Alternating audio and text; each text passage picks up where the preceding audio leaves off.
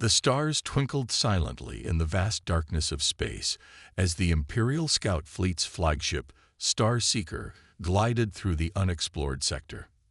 Commander Reed of the Galactic Empire stood tall on his command deck, his gray skin reflecting the soft blue light of the ship's monitors. His large eyes narrowed as they approached the third planet of an unremarkable yellow star. "Sir, we're picking up unusual signals from the blue planet," reported First Officer Mark, his tentacles working quickly over the control panel. "They seem artificial in nature." Commander Reed moved closer to the main screen, his thin lips forming a slight smile. The Empire had found yet another world to add to their collection. Initial scans showed cities, vehicles, and primitive space stations orbiting the planet. Nothing impressive by Imperial standards, but definitely a civilization ready for upliftment into the Empire. "Begin standard observation protocol," Reed ordered, settling into his command chair. "I want a full analysis of their technological capabilities within the next 6 hours."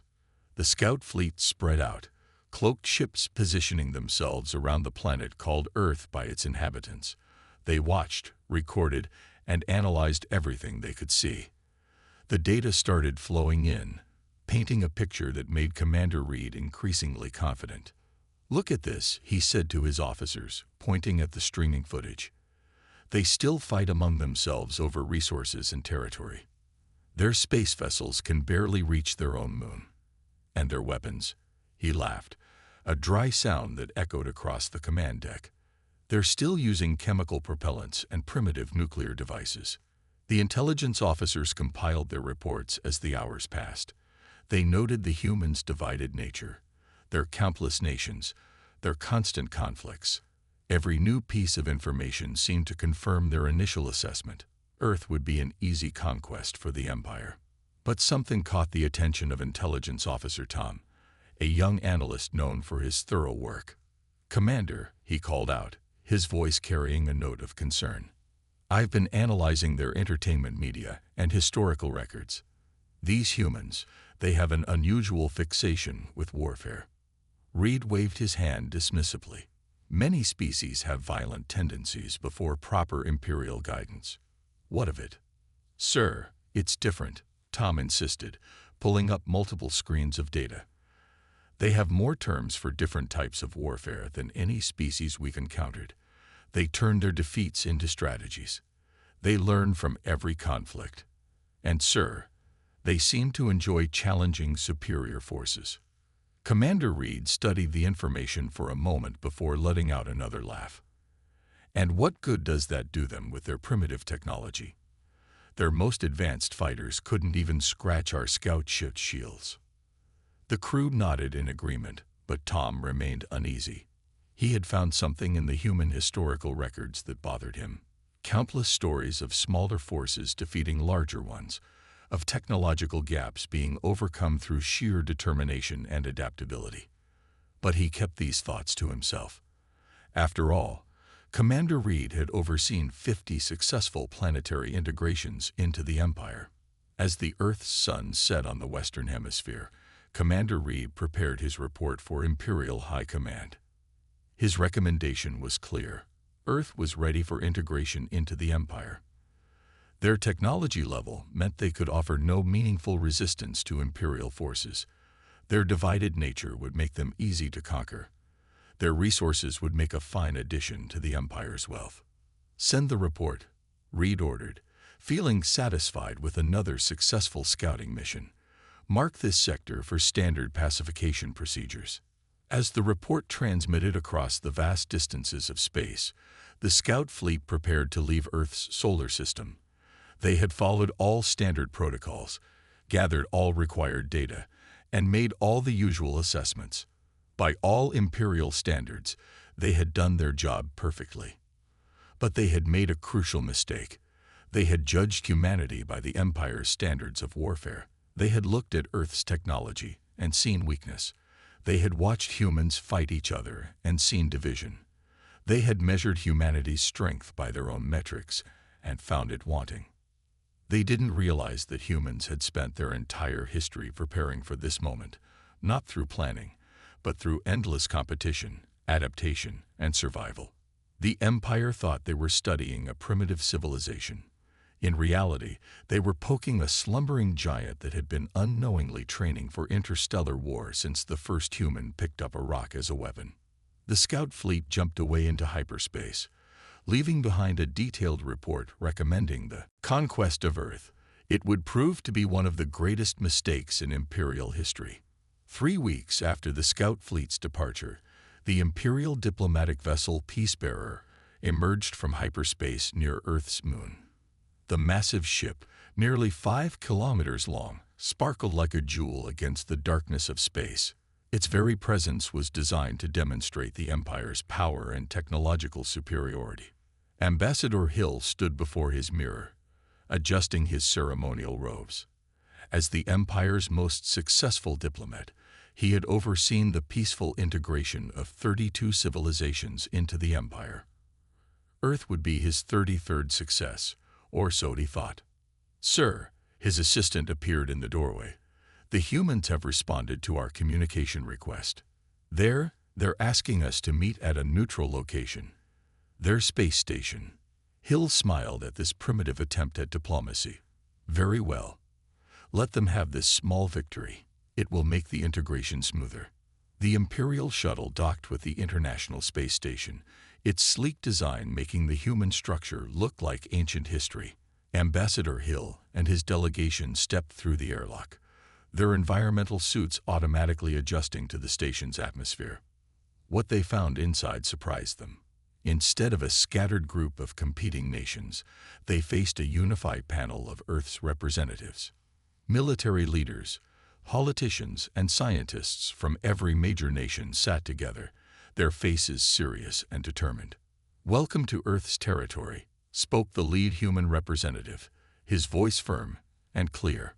"We understand you have a proposal for us." Ambassador Hill activated his presentation device, and a hologram filled the room. "The Galactic Empire offers Earth protection, technological advancement, and membership in the largest civilization in known space. All we require is your complete surrender and integration into our system." The humans exchanged glances. Then, unexpectedly, several of them smiled. "With all due respect, Ambassador," the human leader replied, "no." Hill's green-tinted skin darkened in surprise. "This wasn't how these meetings usually went. Perhaps you don't understand. The Empire's technology is centuries ahead of yours. Resistance would be—" He paused for effect. "Impossible." An elderly human in a military uniform spoke up. "Ambassador, let me tell you a story. In Earth's history, there was a small nation called Vietnam. They fought off 3 world powers with nothing but determination and creativity. The British Empire once ruled a quarter of Earth, yet they were driven out of many lands by people fighting with far less technology." Another representative continued, "In our Second World War, soldiers stopped tanks with bottles filled with fuel and rags. Russian winters defeated 2 different armies that everyone thought were unstoppable. We've spent our entire history fighting against superior forces and winning." Hill's diplomatic smile faded. "This wasn't in the scout fleet's report. You misunderstand. The Empire's military power is absolute. No primitive tactics could possibly—" "Ambassador," interrupted a woman in a scientist's uniform, "we've been watching your ship since it entered our solar system. Your technology is impressive, but not incomprehensible. We've already identified 3 major weaknesses in your shield design." The human military leader leaned forward. "We're not threatening you, Ambassador. We're warning you. Humanity doesn't want war, but we've spent thousands of years perfecting it. If the Empire forces this conflict, we will surprise you, and not pleasantly." Hill's fingers tightened on his ceremonial staff. In all his years of diplomacy, he had never faced such calm defiance. These humans weren't afraid. Worse, they seemed almost eager for the Empire to make a mistake. "This is your final chance," Hill declared, his patience wearing thin. "Accept Imperial rule or face the consequences." The human representatives stood in unison. "No," they repeated simply. "We refuse." And Ambassador, if your empire chooses war, remember that we warned you to walk away. As the Imperial delegation returned to their shuttle, Hill was already composing his report to the Empire. These humans were clearly delusional, drunk on their own primitive victories. They would learn their lessons soon enough. But deep in his mind, a small voice whispered that something was different this time. These humans didn't act like any species he had ever encountered. They didn't negotiate from fear or awe. They negotiated like people who had seen war, understood war, and were very, very good at it. The Peace Bearer broke orbit an hour later, carrying news of humanity's defiance back to the Empire. Behind it, Earth's nations began their preparations. The humans knew that the next visitor wouldn't come in peace, and they were ready to show the galaxy why. Earth's history of warfare was about to become the Empire's worst nightmare. 1 month after the failed diplomatic mission, the Empire's standard pacification fleet arrived at the edge of Earth's solar system. 30 warships, each carrying enough firepower to level a city, emerged from hyperspace in perfect formation. Fleet Commander Wilson stood on his flagship's bridge, already imagining how quickly these primitives would surrender. "All ships report ready, sir," his tactical officer announced. "No signs of enemy fleet activity. Their primitive radar systems have detected us, but they show no signs of preparation." Wilson nodded, pleased. "Begin the standard approach. Launch our first warning shot at their moon base. Let's show them what real power looks like." The lead ship fired a plasma bolt at the moon. The humans appeared to have a small research station there, an excellent target for demonstration. But something unexpected happened. The bolt never reached its target. Instead, it exploded against a shield that flickered briefly into visibility. "Impossible," Wilson shouted. "They don't have shield technology."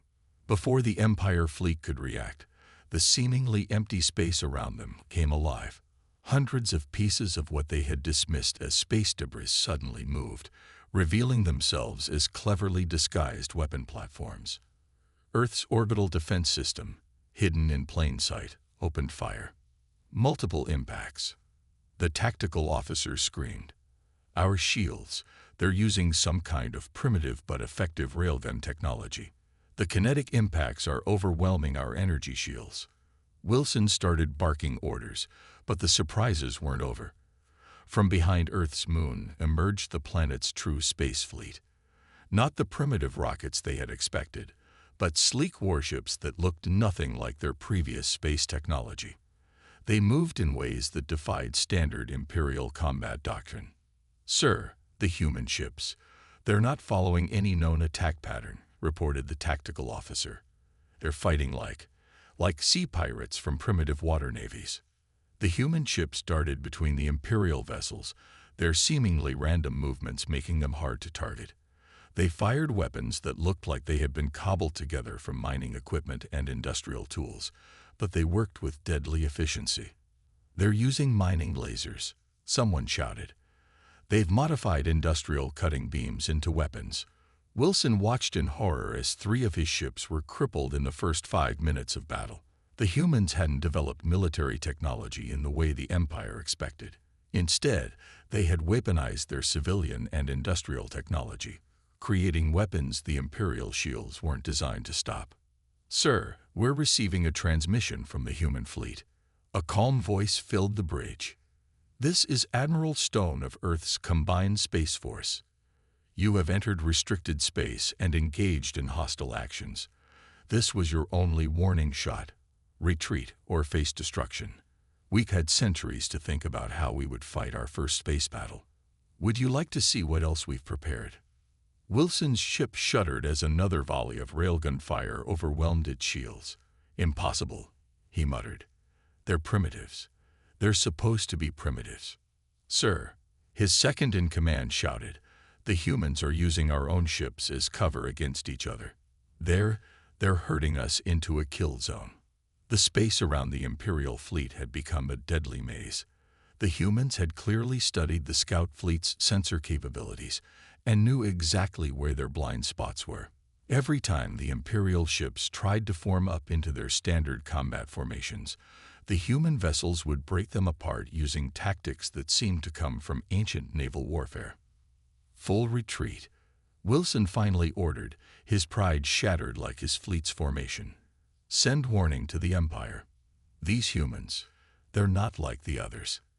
As the Imperial ships flowed into hyperspace, leaving behind 7 crippled vessels and 3 completely destroyed ones, the human fleet didn't pursue. They didn't need to. The message had been sent. Admiral Stone stood on her bridge, watching the Imperial ships flee. Send word to Earth Command, she ordered. First contact engagement successful. Begin Phase 2 preparations. The Empire will be back, and next time they won't underestimate us. Behind her, the crews of Earth's ships were already working, learning from the battle, making adjustments, improving their weapons and tactics. This was what humans did best: adapt, improvise, and prepare for the next fight. The Empire had just learned a costly lesson.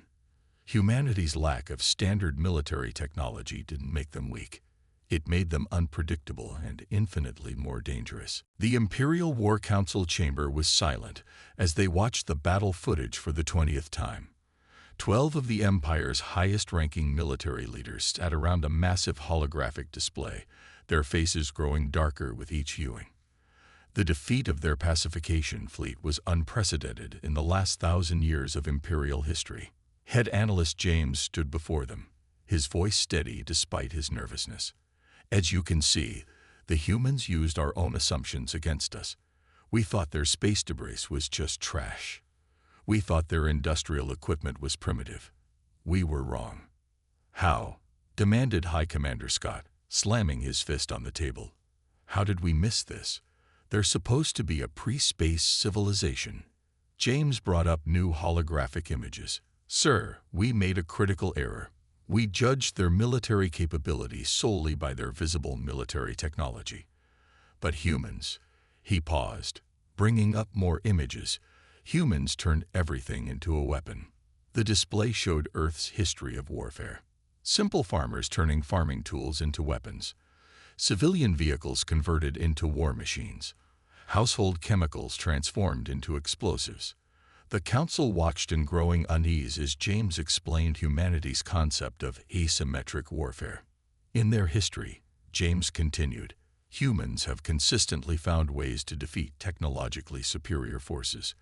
They don't follow standard military doctrine because they never developed one universal doctrine. They have hundreds of different ways to fight. A junior analyst rushed into the chamber, carrying a datapad. Sirs, we've decoded more of their historical military archives. You need to see this immediately. The holographic display filled with new information. The council members read in silence, their expressions changing from confusion to concern to something close to fear. Guerrilla warfare, insurgency tactics, scorched earth policy. High Commander Scott read aloud. What is this nuclear deterrent concept? James explained. Humans developed weapons that could destroy their own planet, not because they wanted to use them, but to prevent them from being used. They think about warfare in ways we've never encountered. They plan for victory even in total defeat. Another council member spoke up. Their victory over our fleet. They weren't just fighting us. They were testing their theories, learning our weaknesses, adapting their tactics. Exactly, James nodded. Every second of that battle is now being studied in every human military institution. They're already developing new strategies based on what they learned. And sir, he hesitated before continuing, we found their educational archives. Their children play games simulating warfare. They create entertainment about fighting superior alien forces. They'd been mentally preparing for this conflict for over a century. The council chamber erupted in concerned murmurs. This was unlike anything in Imperial military history. They were used to fighting enemies who followed logical patterns, who developed military technology in predictable ways. There's more, James added, his voice grave. We found references to something they call special forces, Small groups of warriors trained to operate independently, adapt to any situation, and cause maximum damage with minimal resources. Every human nation has them. They train constantly for scenarios exactly like our invasion. High Commander Scott stood up, his decision made. We cannot treat this like a standard planetary conquest. These humans, they're not just fighting our forces, they're fighting with their entire civilization. Every piece of technology they have, every bit of knowledge, every aspect of their society can be turned into a weapon. Sir, James added one final piece of information. We found their historical records of resistance movements. Even if we took their planet, they would never stop fighting. They have detailed plans for fighting occupying forces that span decades. They call it death by 1,000 cuts. The council members looked at each other, a new understanding dawning in their eyes. They had thought they were dealing with primitives.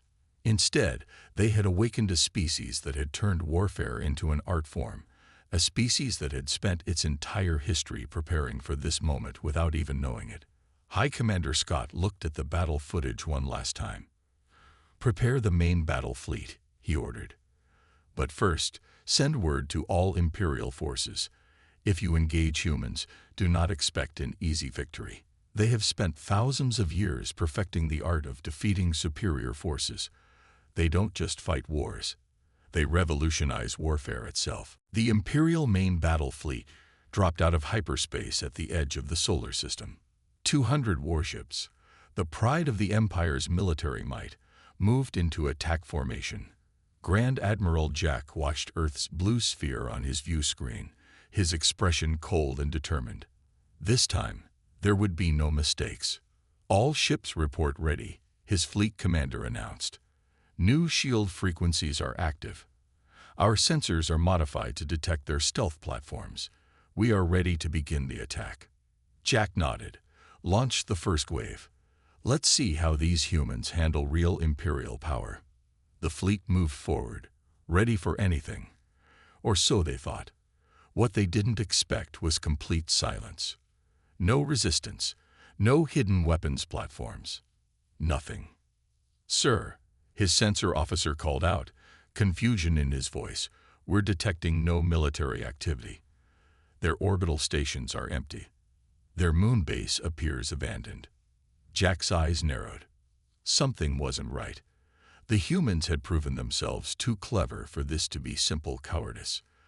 Then he saw it, tiny flashes of light at the edge of his sensor screen. Evasive action. He shouted, but it was too late. Hundreds of small objects suddenly appeared around the fleet, emerging from what looked like miniature hyperspace windows. Each object was barely larger than a personal transport, but they moved with incredible speed and precision. Sir, they're using modified civilian hyperspace engines as weapons. The tactical officer's voice cracked with disbelief. They turned their cargo ship technology into short-range jump drives. The human ships appeared and disappeared, jumping in and out of hyperspace in split-second intervals. They would appear, fire their weapons, and vanish before Imperial gunners could lock onto them. It was like fighting ghosts. They're using our own tactics against us, Jack realized. They studied how our ships move in formation and found the gaps in our defense patterns. The battle descended into chaos. Every time the Imperial fleet tried to form up for a concentrated attack, the human vessels would split them apart using their jump drives. They had turned space itself into their ally, appearing from impossible angles, striking at weak points the Empire didn't even know they had. Sir, multiple contacts emerging from the asteroid belt. A second wave of human ships appeared, these ones larger. They looked like modified mining vessels, but they carried weapons that ignored Imperial shields completely. They fired beams that seemed to pass through the energy barriers like they weren't even there. Phase-shifted mining lasers, someone explained in horror. They've modified their industrial cutting tools to match the frequency of our shield harmonics. Jack watched as ship after ship reported critical damage. The humans weren't fighting like a military force. They fought like pirates, like guerrilla fighters, like everything and nothing the Empire had ever encountered. New contact. The sensor officer's voice rose in panic. Something big coming from behind their planet's moon. The humans had hidden their true surprise behind Earth's moon. A massive ship emerged, but it wasn't a warship. It was a converted space station, its entire structure turned into one massive weapon platform. The Empire had dismissed Earth's space stations as primitive, not realizing that the humans had built them to be convertible for exactly this purpose. All ships, fall back to Point Delta. Jack ordered, watching as his carefully planned attack fell apart. Regroup and... He never finished the order. The space station fired its main weapon, a magnetic accelerator cannon that used the station's entire power grid. The blast tore through 3 Imperial capital ships like they were made of paper. They're not just fighting with weapons, Jack realized as he watched his fleet scatter. They're fighting with ideas we never imagined. Every piece of their technology, every bit of their infrastructure, everything they built, it was all designed to be converted for war. As the Imperial fleet retreated under heavy fire, Jack received reports from across the solar system. The humans had hidden outposts throughout their asteroid belt. Their gas mining platforms around Jupiter had been weapons factories in disguise. Even their primitive satellites had been part of a massive surveillance network. Send word to Imperial Command, Jack ordered as his flagship limped away from the battle. The humans don't just adapt to war. They prepare for it in ways we never thought possible. They don't build weapons. They build tools that become weapons when needed. We're not fighting a military. We're fighting an entire civilization that turns everything they touch into a means of warfare. The Imperial Defense Council stared at the holographic map in disbelief.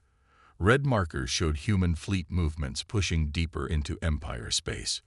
What had started as a simple conquest had turned into the Empire's worst nightmare. They're not just defending anymore, General Tim said, his voice heavy with worry. They're attacking our outer colonies, but their pattern, it makes no sense. The human fleets weren't following any standard invasion pattern. They would strike at seemingly random targets, vanish, then appear somewhere completely unexpected. Imperial analysts couldn't predict their movements because humans weren't following any known military doctrine. New reports from the Gray Sector, and Aid announced, the humans are. They're giving our weapons to the Rock people. The council members looked at each other in shock. The Rock people had been under Imperial control for 3 centuries. They were considered completely pacified. But now they were rising up, using modified human tactics and weapons to fight their Imperial overlords. It's not just the Rock people, another officer reported. The crystal beings of Sector 7 are in open revolt. The humans showed them how to turn their mining tools into weapons, just like they did. General Tin watched as more red markers appeared on the map. The humans weren't just fighting the Empire. They were teaching other species how to fight back. They were spreading their knowledge of guerrilla warfare, of asymmetric combat, of turning civilian technology into weapons. 6 more Imperial fleets have retreated from human space, the tactical officer announced.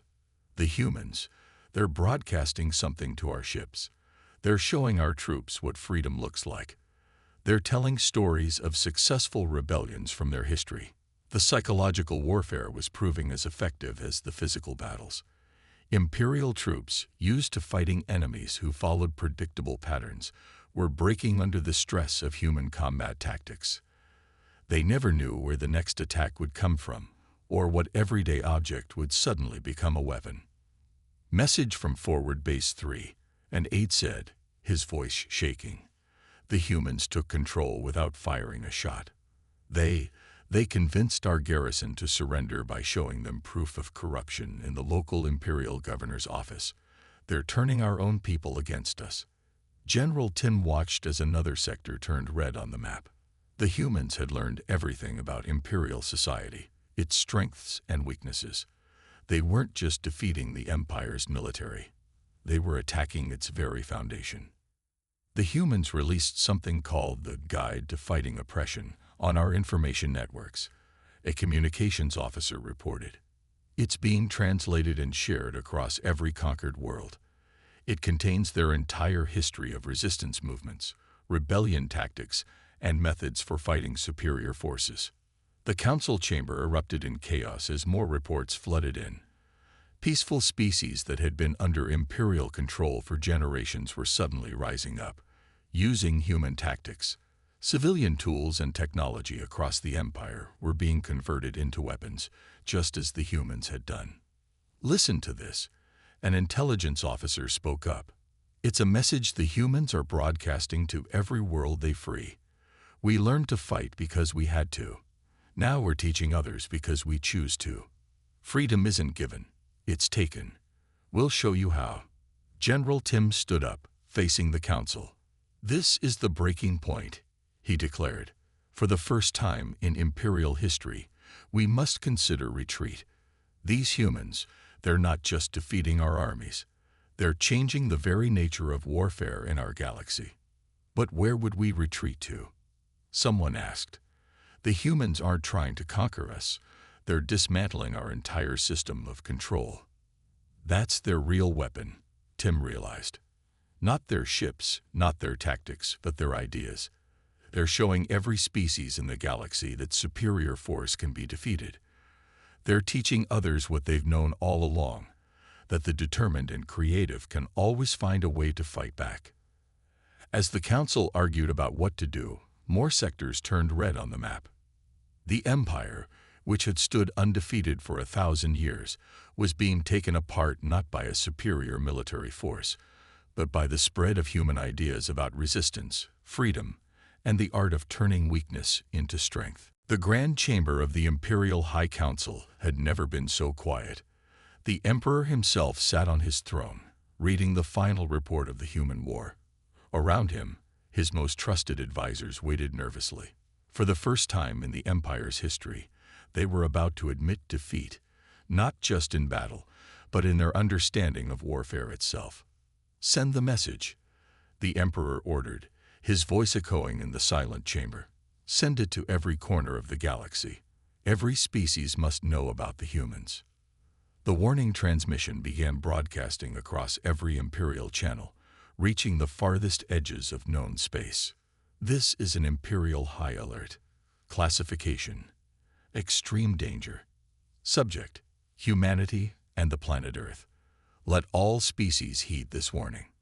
On thousands of worlds, beings of all kinds gathered around communication devices to hear the Empire's message. What they heard would change galactic civilization forever. Humanity has been classified as a death world species with extreme combat evolution traits. Their history spans thousands of years of continuous warfare. Every human is a potential warrior. Every human tool is a potential weapon. Their entire civilization is built on the principle of adaptation and survival against superior forces. The message continued, detailing the human way of war. It explained how they turned mining tools into weapons that could pierce Imperial shields, how they converted cargo ships into stealth fighters, how they taught other species to resist Imperial control. Their greatest weapon is not their technology or their tactics. It is their ability to imagine new ways of fighting. They do not follow rules of warfare. They rewrite them. They do not accept defeat. They learn from it. They do not fear superior forces. They specialize in defeating them. In the council chamber, the Emperor watched as the message spread.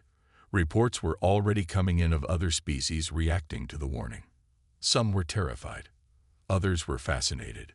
Many were already seeking alliances with these remarkable humans.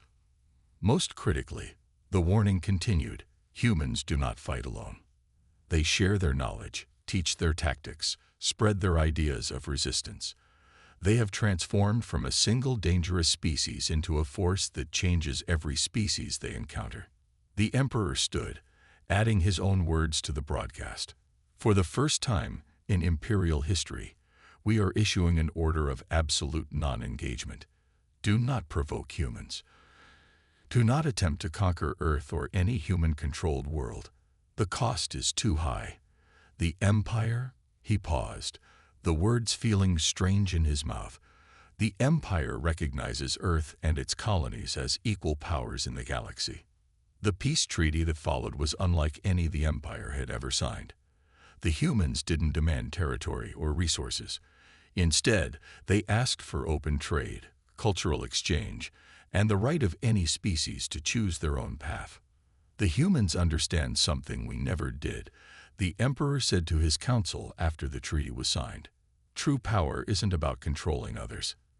It's about teaching them to be strong on their own.